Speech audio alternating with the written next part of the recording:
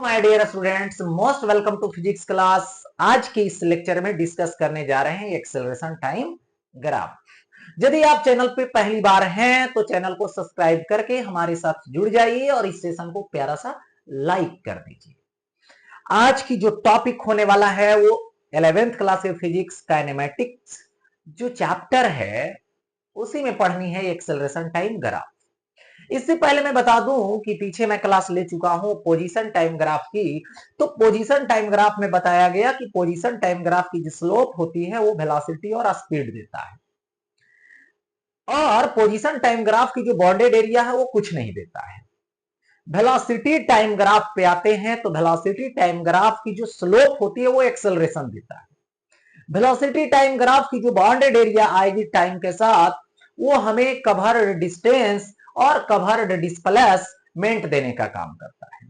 लेकिन आते हैं एक्सेलरेशन टाइम ग्राफ पे, तो एक्सेलरेशन टाइम ग्राफ की जो स्लोप होती है वो हमें कुछ नहीं देता है, कोई फिजिकल क्वांटिटी नहीं देता है, जिसको ऐसा ही नेम रखते हैं जर्क। यानी slope of acceleration time graph that means jerk, that means no physical quantity. अब आता है एक्सेलरेशन टाइम ग्राफ की bounded area with time axis, तो ये देता है चेंज इन वेलोसिटी। तो इसी के साथ हम लोग टॉपिक स्टार्ट करते हैं। आज का टॉपिक, इस लेक्चर का टॉपिक इंपॉर्टेंट पॉइंट से स्टार्ट होती है एक्सेलरेशन टाइम ग्राफ की, और आपके सामने ये स्क्रीन पे दिख रहा होगा कि क्या है, एरिया बाउंडेड बाय 80 ग्राफ यानी acceleration time graph with time axis gives change in velocity. तो सपोज कीजिए कि यहां पर हमने देखा कि ये रहा वेलोसिटी एक्सिस और ये रहा टाइम एक्सिस, और यहां पे हमने ग्राफ ड्रा कर दिया और ये ग्राफ हो गया ऐसे ओए।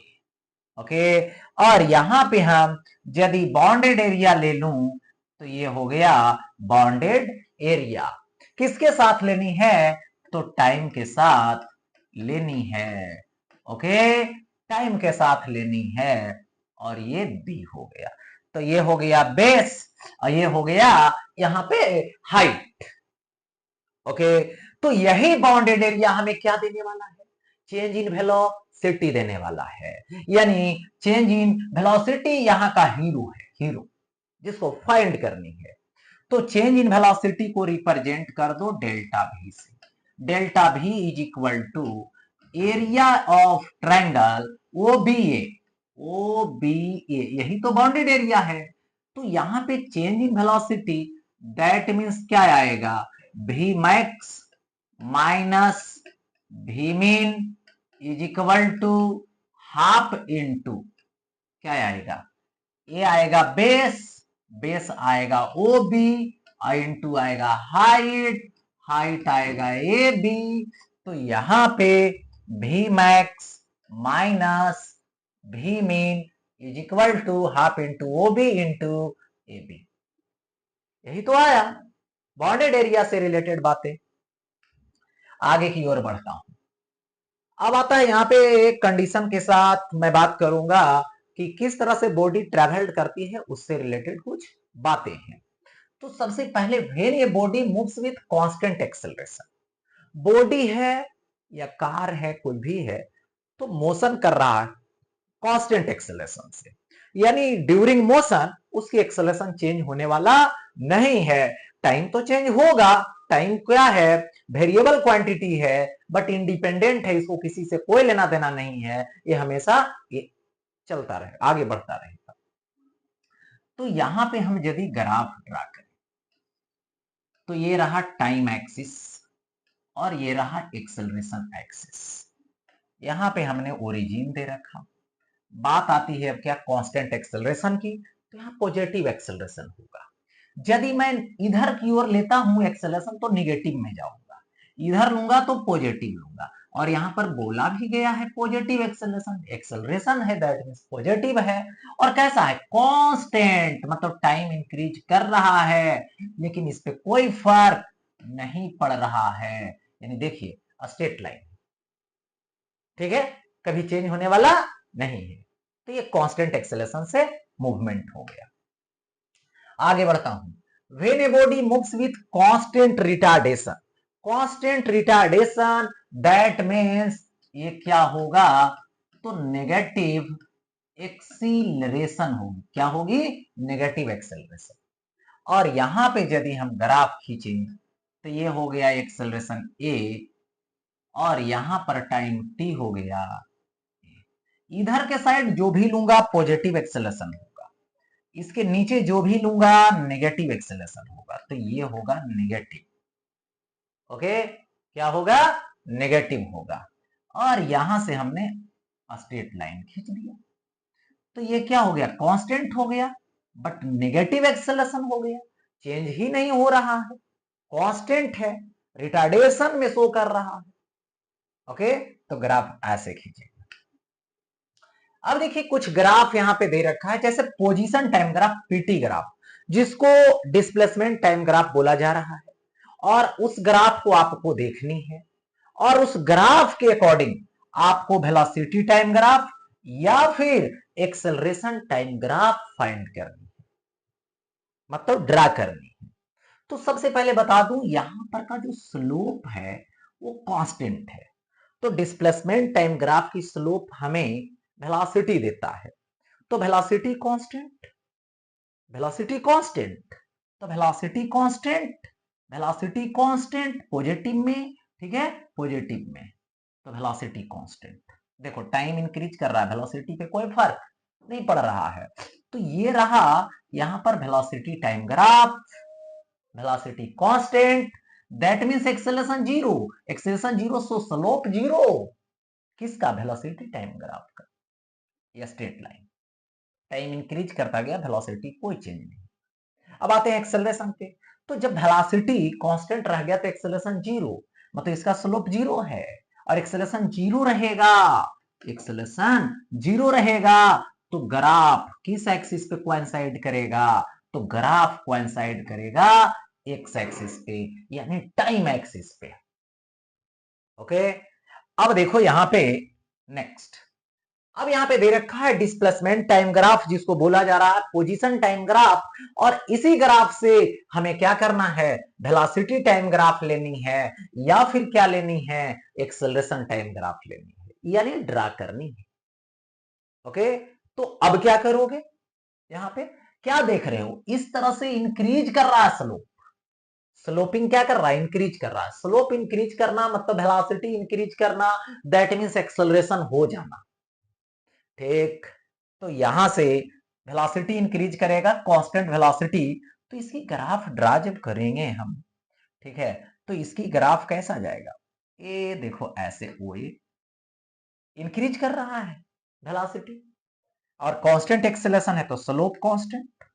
ओके, अच्छा, अब यहां से एक्सेलरेशन लूंगा, तो स्लोप कांस्टेंट है तो एक्सेलरेशन कांस्टेंट रहेगा, और एक्सेलरेशन यहां पर कैसा होगा, पॉजिटिव होगा। क्यों, क्योंकि इसका स्लोप बढ़ रहा है, इंक्रीज कर रहा है, इंक्रीज, तो वेलोसिटी इंक्रीज किया, वेलोसिटी इंक्रीज करेगा तो एक्सेलरेशन पॉजिटिव होगा, यानी यहां पर पॉजिटिव है तो इस साइड लेंगे, नेगेटिव रहता तो इस साइड लेते, लेकिन कांस्टेंट लेंगे, तो ये क्या हो गया, ए बी कांस्टेंट। ओके, अच्छा, तो ये हो गया वेलोसिटी टाइम ग्राफ, ये हो गया एक्सेलरेशन टाइम ग्राफ, किससे ड्रा कर दिया, इस ग्राफ से, यानी डिस्प्लेसमेंट टाइम ग्राफ से, यानी पोजीशन टाइम ग्राफ से। अब आगे बढ़ता हूं, देखिए पोजीशन टाइम ग्राफ दे रखा है, that means velocity time graph दे रखा है, तो अब आप यहां पे क्या देख रहे हैं कि स्लोप है जो इंक्रीज कर रहा है, बट पोजीशन निगेटिव में, तो वेलोसिटी कांस्टेंट होगी बट नेगेटिव में होगी, तो नेगेटिव इधर होगा, पॉजिटिव इधर था, तो हमने ग्राफ खींच दिया इस तरह से। ओके, और यहां पर अब बात करेंगे हम लोग एक्सेलरेशन की, तो यहां पर एक्सेलरेशन कांस्टेंट होगा बट नेगेटिव में होगा, तो नेगेटिव में ए बी, स्लोप जीरो है, एक्सेलरेशन कांस्टेंट है, तो यहां पे क्या हो जाएगा, कांस्टेंट हो जाएगा। चलिए, तो ये पोजीशन टाइम ग्राफ यानी डिस्प्लेसमेंट टाइम ग्राफ से वेलोसिटी टाइम ग्राफ, और हमने एक्सेलरेशन टाइम ग्राफ यहां पे ड्रा कर रखा। ओके, अब आगे बढ़ता हूं नेक्स्ट। यहां पे दे रखा है वेलोसिटी टाइम ग्राफ, और इस ग्राफ से हमें फाइंड करना है एक्सेलरेशन टाइम ग्राफ और पोजीशन टाइम ग्राफ। किससे? वेलोसिटी टाइम ग्राफ से। तो यहाँ पे वेलोसिटी टाइम ग्राफ जो है 3 टाइप में मुझे दिख रहा है। तो सबसे पहले पहली बार यहाँ पे इंडिकेट करो, तो ये टाइम t1, फिर ये टाइम क्या होगा t2, और फिर यहाँ पे आ जाएंगे तो टाइम हो जाएगा यहाँ पे t3। अब हम बारी बारी से बात करेंगे। सबसे पहले क्या है, फर्स्ट टाइम t1, हमने t1 को इंडिकेट किया। ओके, तो t1 के लिए क्या है, स्लोप कांस्टेंट है, बट इसका जो स्लोपिंग है, जो एंगल बन रहा है वो 90 से लेस है। तो ये क्या रिप्रेजेंट करता है, पॉजिटिव एक्सेलरेशन। या तो बोलूं कि यहाँ पे वेलोसिटी इंक्रीज कर रहा है लेकिन कांस्टेंट रेट में, तो एक्सेलरेशन भी कांस्टेंट होगा बट पॉजिटिव होगा। चलिए पॉजिटिव ले लिया मैंने, पॉजिटिव ले लिया ग्राफ। अब क्या होगा आगे, T1 से T2 तक जब चलूंगा, T1 से T2 तक मैं चलूंगा, तो स्लोप कांस्टेंट है। स्लोप कांस्टेंट मतलब एक्सेलरेशन जीरो, मतलब वेलोसिटी नो चेंज। तो वेलोसिटी नो चेंज तो एक्सेलरेशन जीरो, तो एक्सेलरेशन यहां से यहां तक क्या होगा, जीरो होगा। एक्सेलरेशन क्या होगा, जीरो होगा। अब देखिए T2 से T3 तक जाओगे,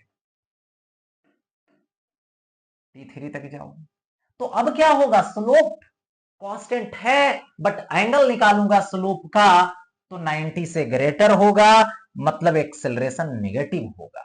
क्योंकि ऐसे भी देख रहे हो वेलोसिटी डिक्रीज कर रहा है, यहां पर आया T2 से T3, वेलोसिटी डिक्रीज करके जीरो हो गया, मतलब एक्सेलरेशन नेगेटिव होगा। तो नेगेटिव इधर साइड होगा, देखिए एक्सेलरेशन नेगेटिव हो गया। तो एक्सेलरेशन टाइम ग्राफ हमने ड्रा कर दिया। ओके, एक्सेलरेशन टाइम ग्राफ इस तरह से ऐसे भी खींच सकते हो,